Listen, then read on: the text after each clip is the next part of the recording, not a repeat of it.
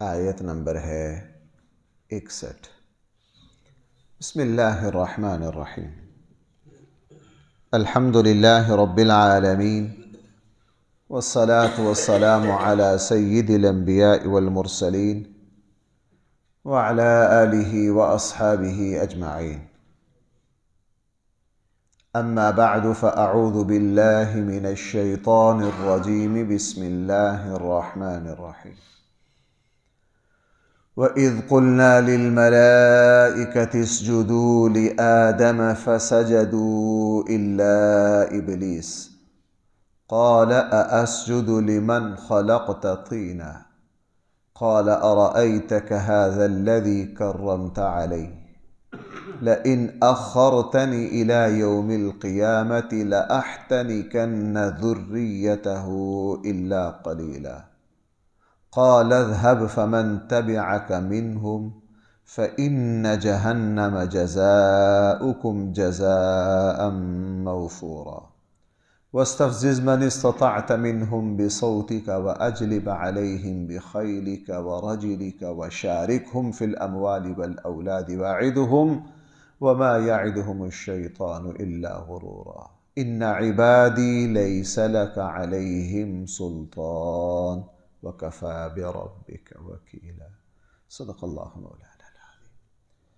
وَإِذْ قُلْنَا، آپ اس وقت کو یاد رکھیے، مد نظر رکھیے۔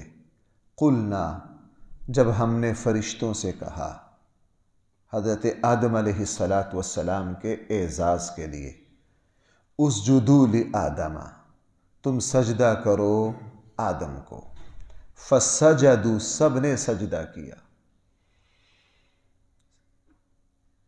ابن آدم کی، حضرت آدم علیہ السلام کے اعزاز میں سب نے سجدہ کیا، اور جس وقت فرشتوں سے سجدہ کروایا اس وقت ہی اللہ تعالی نے گویا کہ یہ اعلان بھی فرما دیا کہ سب سے افضل مخلوق جو میں پیدا کر رہا ہوں وہ یہ ہے جس کو سجدہ کیا جا رہا ہے۔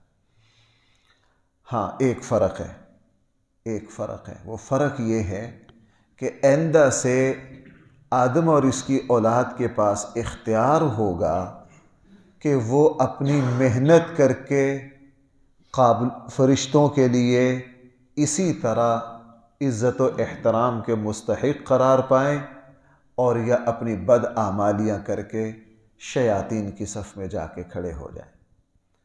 اہل علم کے یہاں یہ بحث ہے کہ آیا فرشتے افضل ہیں یا انسان افضل ہیں؟ اس پر اتفاق ہے کہ تمام انبیاء علیہم السلام تمام فرشتوں سے افضل ہیں۔ عام انسان جو ہیں اگر وہ تقوی پرہیزگاری کی زندگی گزاریں گے تو وہ فرشتوں سے افضل ہے، اس لیے کہ فرشتوں کا عبادت کرنا کوئی کمال نہیں ہے، اللہ تعالیٰ نے ان میں گناہ کی صلاحیت ہی نہیں رکھی۔ فرشتوں کا عبادت کرنا اس طرح ہے جس طرح میرا اور آپ کا سانس لینا۔ ہم غیر اختیاری طور پر سانس لیتے ہیں، ہمیں کوئی لمبا چوڑا ارادہ کرنا نہیں پڑتا، ہمارا سانس خود بخود چل رہا۔ آدمی سویا پڑا ہو پھر بھی سانس چل رہا ہے۔ فرشتوں کی تسبیحات سانس کی طرح ہے، اور یہ بعض دفعہ خیال بھی آتا ہے کہ یار نماز شروع کی ہے، پورے عزم کے ساتھ شروع کیا کہ سلام تک توجہ نہ کہی جائے، اور نماز میں بڑی جنگ کرنی پڑتی۔ میں نے آپ کو بتایا تھا بھائی اس کو کیا کہا جاتا ہے؟ محراب۔ بھائی اس کو کیا کہا جاتا ہے مسجد کے؟ محراب حرب سے ہے، حرب کا معنی لڑائی کی جگہ۔ بھائی محراب کا معنی کیا ہے؟ اس میں ظرف ہے، جس طرح مسجد سجدے کی جگہ، سجد یسجد سجدا فہو ساجد مسجد، مسجدان مساجد و مسیجد۔ مسجد کا معنی سجدے کی جگہ، محراب کا معنی جنگ کی جگہ، لڑائی کی جگہ۔ اس کو محراب اس لیے کہا جاتا ہے کہ انسان جب یہاں آ کے کھڑا ہوتا ہے تو شیطانی قوتیں اس کی توجہ کو بہت بانٹتی ہیں۔ آپ نے دیکھا ہے کہ آدمی کو 24 گھنٹے میں وہ خیالات نہیں آتے جو کس میں آتے، اور 40 سال پرانے قصے نماز میں آ جاتے۔ جن کے بارے میں کبھی خیال ہی نہیں ہوتا. لیکن بھائی میری اگلی بات سننا، مجھے تو اس بات نے بہت فائدہ دیا ہے، آپ بھی اس کو یاد رکھیے. وہاں خیالات کا مقابلہ کرنا، ان خیالات کو جھڑکنا، دفع کرنا، اور یہ جو کشمکش ہے نا، اس پر نماز میں جتنا ثواب ہے، بھائی سننا، بعض علماء نے یہاں تک فرمایا اللہ اکبر سے لے کے والناس تک، سلام تک، جس کی بالکل توجہ کہیں نہ جائے، بالکل خشوع کے ساتھ پڑھ رہا ہے، اس کے مقابلے میں وہ نمازی جس نے اللہ اکبر کہا ہے، اس کو خیالات تنگ کر رہے ہیں، وہ خیالات سے مقابلہ کر رہا ہے، ہٹا رہا ہے. شروع کیا ہے سورہ فاتحہ کے درمیان میں توجہ ہوئی، اپنے آپ کو جھڑکا کہ بندہ خدا تو اللہ کے سامنے کھڑا، یہ کیا سوچ رہا ہے. پھر اس نے نماز کی طرف چلا، سجدے میں جا کے پھر اس کو جھٹکا لگا، اگلی رکعت میں پھر لگا، اس نے مقابلہ نہیں چھوڑا. اور یہ والناس سلام تک اپنے آپ کو کھینچ کے کس تک لاتا رہا؟ اللہ کی طرف لاتا رہا. علماء نے لکھا کہ یہ جو دوسرا شخص ہے، اس کو نماز پر اللہ تعالیٰ کی طرف سے زیادہ اجر ملتا ہے. اللہ تعالیٰ کی طرف سے اس کو کیا ملتا ہے؟ اس لیے کہ یہ جو نماز پڑھ رہا ہے، یہ نفس کے مقابلے کے ساتھ پڑھ رہا ہے. یہ نفس و شیطان کے ساتھ کیا کر رہا ہے؟ مقابلہ کر رہا ہے. اس کو اپنی نماز پر بڑا پیرا دینا پڑ رہا ہے، اپنی توجہ کو کھینچ کے اللہ کی طرف متوجہ کرنا پڑ رہا ہے. بہرحال وَإِذْ قُلْنَا لِلْمَلَائِكَةِ، جب ہم نے کہا فرشتوں سے اسجدوا لآدم، تم سجدہ کرو آدم کو، فسجدوا، یہ سجدہ عبادت کا نہیں تھا، وہ غیر اللہ کے لیے جائز نہیں ہے، وہ غیر اللہ کے لیے کبھی بھی جائز نہیں ہے. یہ احترام کا سجدہ تھا جو پہلی شریعتوں میں بھی جائز تھا، جیسا کہ یوسف علیہ السلام اور ان کے بھائیوں نے اپنے والد کو کیا تھا، جس کا قرآن میں ذکر ہے. وہ سجدہ کرنا اس طرح ہی ہے جس طرح ہمارے یہاں معانقہ کرنا، سلام لینا، بڑوں کے آنے پر کھڑا ہو کر ان کو جگہ دینا، یہ جو تعظیم اور احترام ہے نا، پہلی امتوں میں سجدہ بھی آداب میں سے تھا، آداب احترام میں سے تھا. ہاں، رسول اللہ صلی اللہ علیہ وسلم کی شریعت میں بھائی پھر اس کو کیا کر دیا گیا؟ اس حکم کو ختم کر دیا گیا.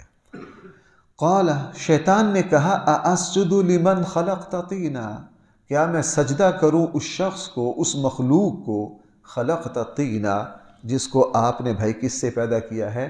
مٹی سے. اللہ تعالیٰ اگلی اس سے بڑی جسارت کی اس بدبخت نے. قال، اور شیطان نے کہا ارأیتک، کیا آپ نے دیکھا نہیں؟ ھذا الذی کرمت علی، یہ ہے وہ جس کو آپ نے میرے اوپر فضیلت دی. ڈبل جرم کیا شیطان نے. پہلا جرم یہ کیا کہ اللہ کے حکم پر سوال اٹھایا. بھائی پہلا جرم کیا کیا؟ اللہ کے حکم پر کیا اٹھایا؟ دیکھو، کسی بھی ماتحت اور غلام کو اپنے آقا کے فیصلے پر سوال کرنے کی اجازت نہیں. بھائی ہمارے یہاں ملازم ہوتے ہیں، ایک فیکٹری کا مالک جو ہے، وہ ملازم کو کوئی کام کہے تو ملازم کو یہ پوچھنے کا حق ہم دیتے ہیں. وہ پوچھے جی جناب آپ یہ حکم کیوں دے رہے ہیں؟ کیا خیال ہے بھائی؟ سوال ہی پیدا نہیں ہوتا. فیکٹری کا مالک ہے، اس نے آرڈر دیے گیٹ کیپر کو، بھائی گیٹ کھول دو. اس نے کہا جی کیوں کھولیں؟ کیا وجہ ہے؟ پہلے ہمیں سمجھاؤ گیٹ کیوں کھولے.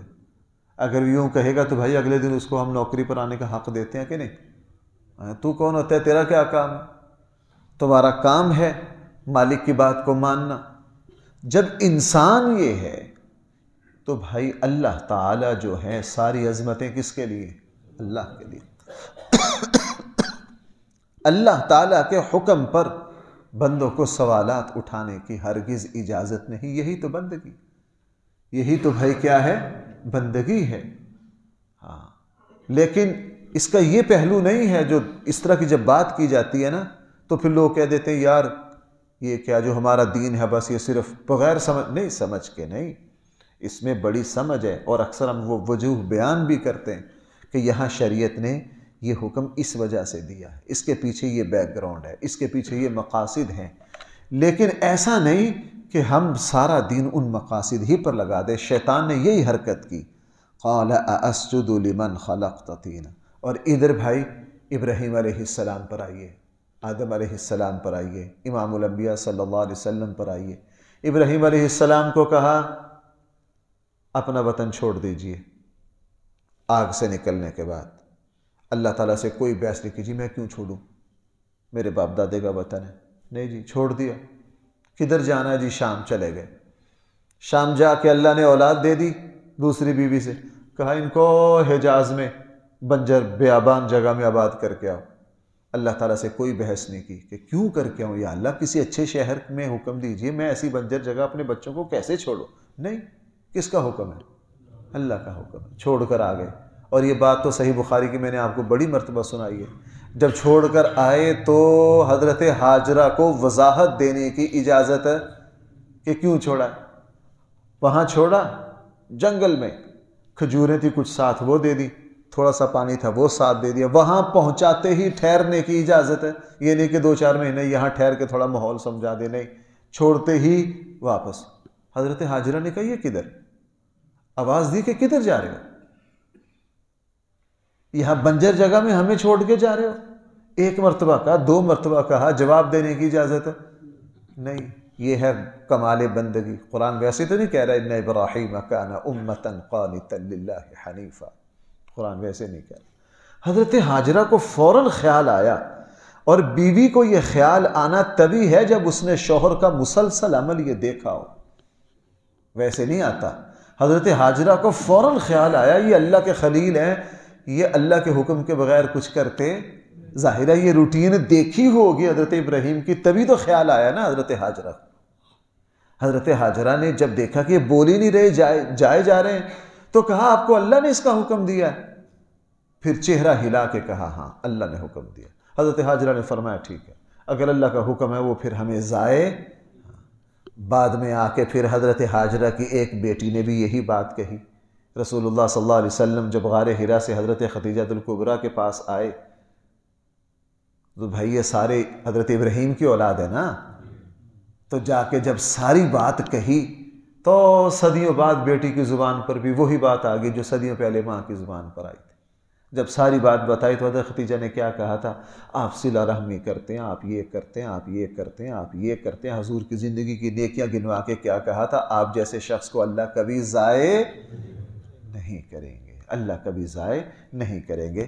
میرے اور آپ کے لیے اسی لیے یہ بات یہ جو میں دیکھو نا اس کو میں بہت گہرائی سے، میرے اور شیطان کی دشمنی اور اللہ تعالیٰ سے بغاوت کے جو ہیں، میں جہاں بھی قرآن میں 4 جگہ یہ مقام آتا ہے، اس پہ ہر مسلمان کو بہت گہرائی سے غور کرنا چاہیے کہ ہمارا جو کیس ہے، جو مقدمہ ہے، جو جنگ کی بنیاد ہے وہ کیا ہے۔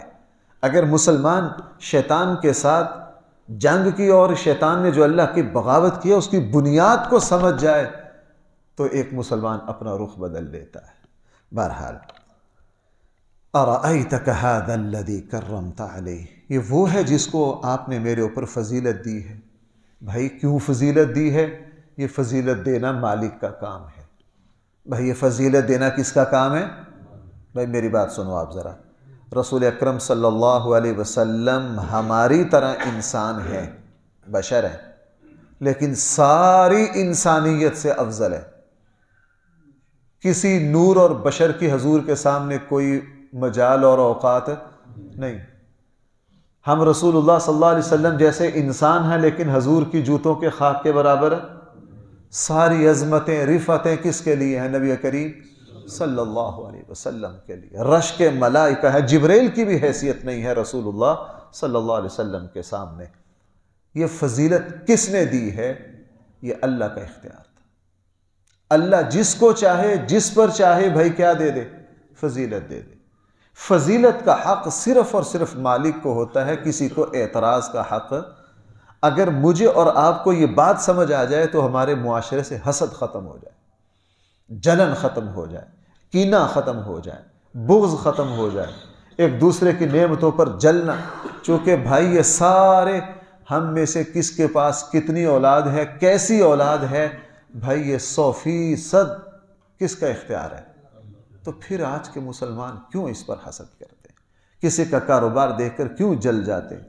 کسی کو اچھا کھاتا پیتا دیکھ کر ہمارے یہاں دنیا تعویذوں کے لیے، جادو کے لیے کیوں بھاگتی ہے؟ کیوں بھاگتی ہے؟ یہ نظریہ اور عقیدہ کی حد درجہ کمزوری ہے۔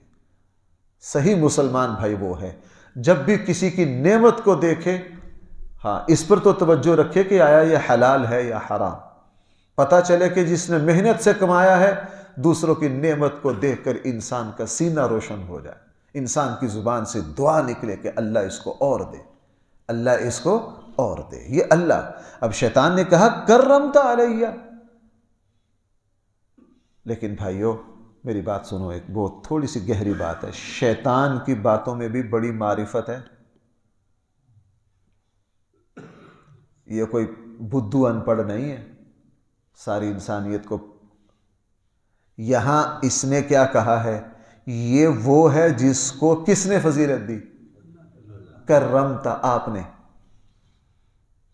شیطان بڑا پکا توحید پر ہے، شیطان شرک کی طرف نہیں آتا، یہ رسالت پر بدکایا آگے پورے قرآن میں۔ اب آگے دعا مانگنے کی ضرور، مہلت مانگنے کی کا موقع آیا، مہلت صرف کس سے مانگی؟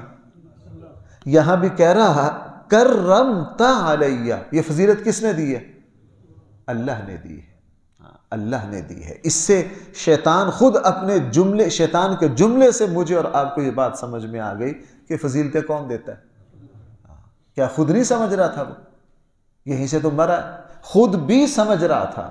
اس لیے جس بندے کے پاس سارا علم ہو، عمل نہ کرے، اس پر ڈبل لعنت برستی ہے جیسے شیطان پر برستی ہے۔ شیطان ساری حقیقتوں کو سمجھتا تھا، اس کو پتا تھا اللہ کی توحید کیا ہے، اس کو پتا تھا یہ فضیلت کس نے دی ہے۔ یہ نہیں کہ آج ہمیں پتا چل رہا ہو شیطان کو، یہ تو سارا گرو ہے، اس کو کیوں نہیں پتا؟ اس کو پتا تھا یہ فضیلت کس نے دی ہے، اللہ نے دی ہے، سارا کچھ پتا تھا۔ لیکن اس بدبخت نے اپنے علم کے مطابق عمل نہیں کیا۔ آگے فوراً کہا لَإِنْ أَخَّرْتَنِي إِلَى يَوْمِ الْقِيَامَةِ، اگر آپ مجھے مہلت دے دیں قیامت کے دن تک، لَأَحْتَنِكَنَّ ذُرِّيَّتَهُ، اور میں جڑ سے اکھاڑ دوں گا اس کی اولاد کو۔ احتنکن کا معنی بھائی کیا ہوتا ہے؟ درخت کو جڑ سے اکھاڑ دینا۔ شیطان نے اللہ تعالیٰ کو یہ دھمکی اگر آپ مجھے قیامت کے دن تک مہلت دے دیں تو میں آدم کی اولاد کو بھائی کہاں سے اکھاڑ دوں گا؟ جڑ سے اکھاڑ دوں گا۔ الا قلیلا، ہاں تھوڑے سے کچھ بچ جائیں گے، وگرنہ اکثر میری زد میں آ جائیں گے۔ یہاں اس نے دو باتیں کہی ہیں۔ پہلے اللہ تعالیٰ سے کہا کہ آپ مجھے مہلت دے دیجئے، کب تک؟ قیامت تک۔ اور دوسری جگہ کہا الی یوم یبعثون، اٹھائے جانے کے دن تک۔ وہاں اس نے اللہ تعالیٰ کو چکر دینے کی کوشش کی، چلاکی کی اللہ کے ساتھ، اور اللہ کے ساتھ کون کر سکتا ہے؟ اس نے چلاکی اس لیے کی تاکہ میں موت سے بچ جاؤں۔ کس سے بچ جاؤں؟ موت سے بچ جاؤں۔ الی یوم یبعثون، اللہ تعالیٰ نے فرمایا نا الی یوم معلوم، ایسا نہیں کہ تمہیں موت سے تم بچ جاؤ گے، اس لیے سب سے آخر میں موت کس کی آنی ہے؟ شیطان کی آتی ہے۔ اور احادیث میں آتا ہے جب اس کی موت کی باری آئے گی، یہ مشرق سے مغرب میں، فرشتے کہیں گے جناب تمہاری موت اتنی سوکھی تھوڑی لگی آنے، یہ مشرق سے مغرب میں آئے گا، یہ مغرب سے جنوب میں جائے گا، یہ جنوب سے شمال میں آئے گا۔ اس نظام کو چیر کے تو کہیں جا، یا معشر الجن والانس ان استطعتم ان تنفذوا من اقطار السماوات والارض فانفذوا، آگے کیا ہے؟ لا تنفذون الا بسلطان، تم اس نظام کو پھاڑ کر کہیں اور جا۔ وہ ہماری شان ہے، ہم نے جب رسول اللہ صلی اللہ علیہ وسلم کو سفر معراج کروانا تھا، اس پورے کرۂ ارضی کو، اس پورے نظام کو، اس کے بند دروازے کھول کر ساتوں آسمانوں پر لے گئے، اور پھر سدرۃ المنتہا، عرش و کرسی پتہ نہیں کہاں تک لے گئے۔ وہ ہماری شان ہے، وگرنہ کسی کی کوئی مجال یہ نہیں الا بسلطان۔ اس کا یہی معنی ہے سلطان کا، کہ اس نظام کو وہی عبور کر سکتا ہے جس کو ہم اجازت دیں۔ اس لیے آپ کو پتہ ہے رسول اللہ صلی اللہ علیہ وسلم جب پہلے آسمان پر گئے، جبرائیل سے فرشتوں نے پوچھا کہ نہیں آئے ہیں یا بلایا گیا؟ حدیث میں ہے نا، انہوں نے کہا جی بلایا گیا، کہا جی خوش آمدید، تشریف لائیے، پھر مرحبا، دروازہ کھول دیا۔ بہرحال اس نے کہا لئن اخرتنی، اگر آپ مجھے مہلت دے دیں، الی یوم القیامہ، قیامت کے دن تک، لَأَحْتَنِكَنَّ ذُرِّيَّتَهُ إِلَّا قَلِيلًا، میں اس کی اولاد کو جڑ سے اکھاڑ دوں گا، إِلَّا قَلِيلًا، مگر تھوڑے سے۔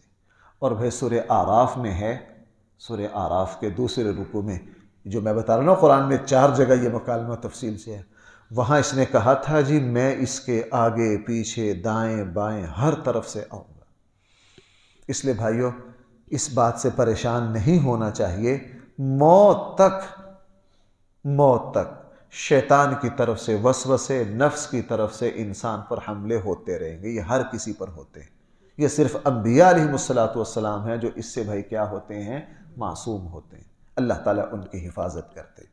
وگرنہ عمر کے کسی بھی حصے میں ایسا نہیں کہ انسان کہے کہ یار اب میں پرسکون ہو گیا ہوں، اب مجھے کوئی خطرات نہیں ہے۔ ہر کسی کو خطرات ہیں، ہر کسی کو کیا ہے، 50 سال کی عمر میں بھی وہی خطرات ہیں، 70 سال کی عمر میں بھی کیا ہے، وہی خطرات ہیں۔ اسی لیے غیر محرم کی اجازت کیوں نہیں ہے؟ یہ جتنے 2 نمبر پیر ہیں جی ماشاءاللہ جی ہنتے 70 سال دے ہو گئے نے جی، میں نے خود ایک جگہ دیکھا، میں ایک جگہ کسی کام سے گیا تھا، وہ پیر صاحب آئے ماشاءاللہ کوئی پردہ نہیں، کوئی لینا دینا نہیں، کیا لگا جی ہن ماشاءاللہ 60 سال دے ہو گئے۔ یہ خباثت ہے، یہ کیا ہے؟ کیا 60 سال والے کو خیالات نہیں آتے؟ تمہیں کس نے کہا نہیں آتے؟ بلکہ زیادہ آتے ہیں۔ صاحب ایمان جیسے اپنی موت کی طرف، بڑھاپے کی طرف قریب جا رہا ہوتا ہے، شیطان اس کو برباد کرنے کی کیا کرتا ہے؟ حدیث میں کیا ہے؟ آدمی بوڑھا ہو جاتا ہے، اس کی 2 خواہشیں کیا ہو جاتی؟ ہاں، اللہ کے نبی نے فرمایا 2 خواہشیں کیا ہو جاتی ہیں؟ جوان ہو جاتی۔ اس لیے رسول اللہ صلی اللہ علیہ وسلم نے ہمیں جو باتیں سکھائیں، لوگ پتہ نہیں کس طرح کہتے ہیں۔ ایک مرتبہ میرا ایک کالج میں بیان تھا، اچھا یہ باتیں بتا وہ کرتے ہیں جو بالکل ہی کورے ہوتے ہیں۔ مجھے کہنے لگے مفتی صاحب ہم یہاں، وہ مخلوط تعلیم پر بات ہو رہی تھی جی، استاد اور شاگرد کا اتنا مقدس رشتہ ہے۔ میں کہا سارے چاند جو چڑھتے ہیں اخبارات پر جو دیکھتے ہیں وہ نہیں کبھی سنے؟ وہ جب باز نہ آنا ہے کہ جی استاد، میں نے کہا استاد جی اپنے ایمان کی سطح ذرا بتاؤ، نماز پڑھی آج؟ اب خاموش۔ میں کہا استاد جی یہاں تو بڑی باتیں کر رہے ہو جو استاد اور شاگرد کا بڑا مقدس رشتہ ہے، جو استاد 5 نمازیں نہ پڑھے، یہاں 5 نمازیں کیا، جو نمازیں پڑھ کے ساری زندگی جس کے سجدے میں رہے وہ بھی خطرے میں ہے۔ وہ بھی کیا ہے؟ حکیم الامت حضرت مولانا اشرف علی صاحب تھانوی 80 سال عمر تھی، اپنے حجرے میں بیٹھے تفسیر لکھ رہے تھے بڑھاپے میں۔ ایک خاتون تعویذ لینے آئی اور خلوت اجنبیہ حرام ہے، خادم سے غلطی ہو گئی، خادم نے کہا حضرت اندر بیٹھے ہیں، جا کے تحریر وہ لے لو۔ جیسے ہی اس کو دیکھا 1 منٹ میں کام گئے۔ اس کو کہا بی بی تجھے پتہ نہیں ہے کہ خلوت اجنبیہ حرام ہے؟ جب میرے پاس اور بندہ نہیں ہے تم یہاں کیسے آ گئی؟ واپس جاؤ۔ باہر آئے، خادم کو اتنا جھاڑا، اسے کہا بندہ خدا تجھے شرم نہیں آتی؟ اس کی زبان سے نے کہا حضرت اب آپ تو 80 سال کے ہو گئے ہیں۔ کہا 80 سال کے ہو گئے، تجھے کس نے کہہ دیا کہ 80 سال پر انسان غلطی کی طرف نہیں جاتا؟ تجھے کس نے کہا؟ فوراً اپنے خادم کو تبدیل کیا اور حکم تھا کہ جس وقت میں اکیلا ہوں اس وقت کوئی اجنبی عورت تعویذ اور مسئلہ پوچھنے میرے پاس آ نہیں سکتی۔ ہاں، اور حضرت تھانوی رحمہ اللہ 80 سال کی عمر میں جب خواتین کو مسئلہ بتانا ہوتا تو کہ اس وقت مسجد کے سین میں سر عام آ کر بیٹھتے اور 2-4 علماء کو پاس بٹھاتے، 2-4 علماء کو کیا کرتے، پھر فرمایا ہمارے سارے بڑوں کا یہی ایک احتیاط تھی۔ بہرحال کیوں شیطان نے کیا کہا ہے؟ لَإِنْ أَخَّرْتَنِي إِلَىٰ يَوْمِ الْقِيَامَةِ، اگر آپ مہلت دے دیں قیامت کے دن تک، لَأَحْتَنِكَنَّ ذُرِّيَّتَهُ، میں آدم کی اولاد کو جڑ سے اکھاڑ دوں گا، إِلَّا قَلِيلًا، ہاں مگر تھوڑے سے بچیں گے۔ یہ سلسلہ کلام چل رہا ہے، اللہ نے توفیق دی تو انشاءاللہ۔ الحمدللہ رب العالمین، والصلاة والسلام على سید الانبیاء والمرسلین وعلى آلہ واصحابہ اجمعین۔ ربنا آتنا في الدنيا حسنة وفي الآخرة حسنة وقنا عذاب النار۔ صلی اللہ تعالی علی خیر خلقہ سیدنا مولانا محمد وآلہ واصحابہ اجمعین۔